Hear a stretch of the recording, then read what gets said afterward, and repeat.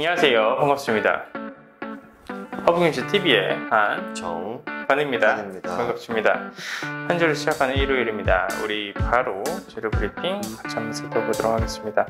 이번 주말에는 그렇게 크게 이슈가 나와주진 않았습니다. 그렇죠? 네, 저번 주에 사실 나올 이슈들이 굉장히 많이 나왔고 시장도 그 이슈들이 계속 거의 뭐 오전장의 테마가 막 세네 번씩 바뀌는 그런 좀 변동성이 심한 시장이어가지고 저번 주에 나왔었던 이슈들이 그냥 주말에 그냥 가볍게 기사 한두 개 정도 나왔다 정도로 보시면 될 것 같습니다. 그러면 관련해서 저희가 좀 집중을 해볼 수 있을 만한 테마군들 그리고 모멘텀을 좀 체크를 해봤는데요. 첫 번째는 LFP 배터리. 네. 이 배터리 시장에서의 지각 변동을 이루어지고 있는 상황이죠.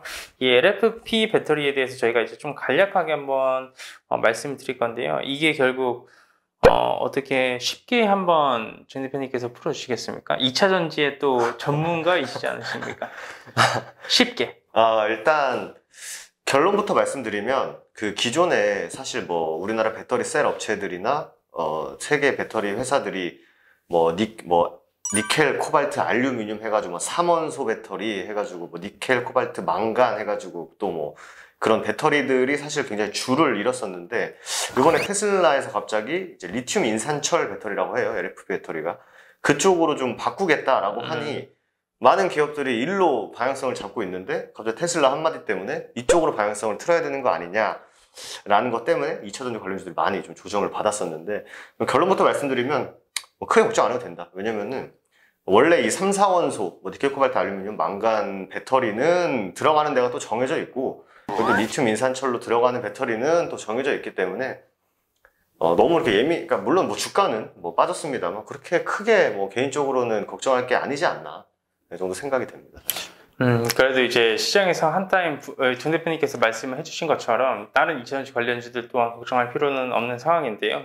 이 LFP 배터리에 대해서 좀 말씀드리자면 삼원소 배터리 같은 경우에는 이 주행거리가 깁니다. 네, 한번 주행거리가 긴 대신 이 안정성에 대한 문제가 좀 지속적으로 제기가 되어졌어요.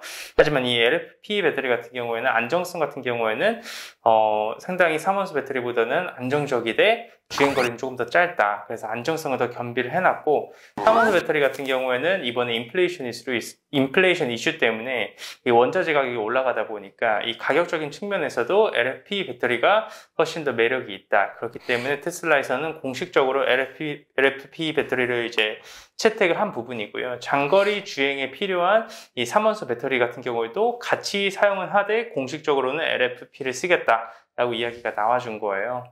그래서 요 파트 같은 경우에는 여태까지는 어떻게 보면 삼원소 배터리는 한국 기업군들이 상당히 많은 점유율을 가지고 있었으나 LFP 배터리 같은 경우에는 중국 시장, 중국 기업군들이 사실 많은 점유율을 가지고 있었습니다. 이제 한국 기업군들도 뭐 LG, SK, 삼성, SDI 전부 다 공격적으로 이번에 투자 집행이 이루어지면서 사업 부문에 뛰어들기 때문에 저희가 이쪽도 관심 있게 봐야 된다.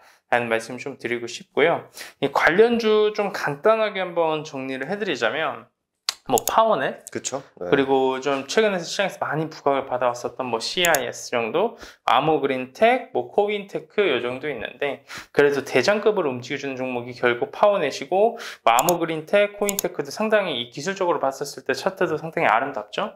말씀해주신 뭐 CIS 같은 경우에는 사실 우리나라 시장에서 지금 2차전지 여기저기 잘 테마가 붙지 않습니까? 맞습니다. CIS 같은 경우에는. 그 CIS는 뭐 최초의 수혜를 받았을 때는 뭐 전고체 배터리다라고 했는데 요번에 또 LFP 배터리 쪽으로도 또 수혜가 있는 것 같습니다. 그래서 꼭 챙겨두시면 좋을 것 같고 뭐 2차 전지가 사실 굉장히 시세를 많이 줬었어요. 실제로 뭐 작년 코로나 폭락장 이후로 제일 강하게 움직였던 섹터기도 하고 어느 정도 좀 차익 실현이 필요할 수도 있다라는 생각도 하고 사실 우리나라 2차전지 관련주들에게 테슬라는 전 좀 약간 좀 공공의 정 느낌이 사실 좀 강한 게 있어요. 그래서 테슬라 한마디에 사실 우리나라 2차전지 관련주들이 좀 영향을 좀 크게 받기 때문에 항상 이 테슬라의 그 CEO 아저씨께서 어떤 말씀을 하시는지가 굉장히 좀 시세에 많은 영향을 미친다. 라고까지 말씀드리면 될 것 같습니다. 근데 그분은 거의 뭐 이거 주가 조작 아닙니까 이거? 일단 뭐 그거는 코인 시장 때부터 거기서 잡혀가셨어요. 네, 왜 안 잡혀가는지 모르겠습니다. 네, 자 그러면 이제 두 번째 한번 모멘텀을 볼 건데요. 역시나 시장에서 금요일 날도 상당히 핫하고 트렌디했었죠. 네. 이게 중장기적인 모멘텀으로 꾸준히 봐야 된다고 말씀드렸었던 메타버스입니다. 네. 이 메타버스도 최근에 ETF도 출시가 됐었고, 뭐 페이스북에서도 이제 공격적으로 투자가 이루어지고 있고, 텐센트에서도 뭐 캐나다, 싱가포르, 미국, 중국 할 거 없이 공개 채용을 시작을 하면서 이 사업 부문에 대해 공격적으로 어느 정도 지금 앞으로 나아가고 있는 상황이죠.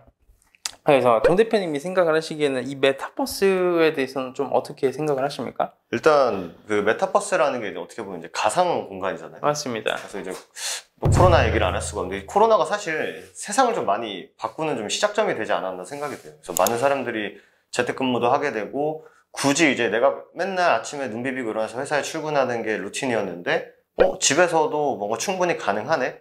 그럼 서로의 편의를 위해서 또 이제 가상 공간에서 일도 하게 되고 이런 세상이 조금씩 좀 바뀌어나가고 있지 않나 생각이 돼요. 예전에 저 어릴 때였는데 이제 주 6일제였잖아요. 또 어머니 아버님들이 이제 토요일도 일을 하셨었는데 갑자기 국가에서 주 5일제다. 토요일 날 일 안 해도 된다. 해가지고 처음에는 굉장히 낯설었잖아요, 사실. 맞습니다. 토요일 날 일을 안 하고 어떻게 했는데 법제화되고 이 정도 이렇게 나아가자라고 하니까 안정화가 되고 이제 또 4일째 얘기도 나오는 것처럼 메타버스 쪽도 어떻게 가상 공간에서 회의를 해? 라고 할 수 있겠습니다만 실제로 이게 가능해지고 있는 세상이 오고 있다 라고 봤을 때는 충분히 좀 모멘텀적으로 연속성이 있지 않나 이렇게 생각이 됩니다. 결국 이 메타버스에 관련돼 가지고 사업을 영위하는 기업군들 중에서 실제 매출과 영업이익을 내는 기업이 있습니다. 그 기업이 금요일 시장에서도 대장으로 움직여줬는데 이제 MP라는 기업이고 뭐 관련돼서 뭐 맥스트, 코세스, 뭐 자이언트 스텝, 위지윅 스튜디오, 뭐 펄어비스까지 포함을 해서 이 게임 사업을 영위하는 기업분들도 메타버스랑 같이 결합을 시켜서 요즘에 하고 있죠. 네. 그래서 메타버스가 굉장히 이름만 들어도 메타, 약간 되게 뭔가 가상공간 느낌이 좀 나지 않습니까? 맞습니다. 실제로 예전에도 저희가 한정판에서 말씀드린 적이 있는데 지금 저희가 언급한 기업들의 홈페이지를 들어가 보시면 굉장히 좀 메타하다. 그래서 막 진짜 뭐 AI, 뭐 막 가상공간, 그래서 뭐 VR, AR 뭐 이런 것처럼 관련주들은 지금 이미 시장에서 굉장히 좀 핫해졌죠. 다시 한번. 그래서 말씀해주신 뭐 MP 맥스트, 코세스, 자이언트 스텝, 위지윅 스튜디오는 일단 보고 그 후발주자들도 또 올라올 수 있기 때문에 메타버스 관련주들은 무조건 좀 체크를 해두셔야 되고 뭐 페이스북이 뭐 사명까지 바꾸네 마네 하니까 맞습니다. 파워는 그걸로도 충분히 설명이 되지 않나 생각이 됩니다. 자, 좋습니다. 저희 뭐 제로 브리핑 1편은 간단하게 이 정도 두 가지로 소개를 시켜드렸고요. 보시면 모멘텀 자체가 짧은 모멘텀이 아니라 우리가 좀 길게 볼 수 있을 만한 모멘텀이니까 여유롭게 보고 대응하시길 바라도록 하겠습니다.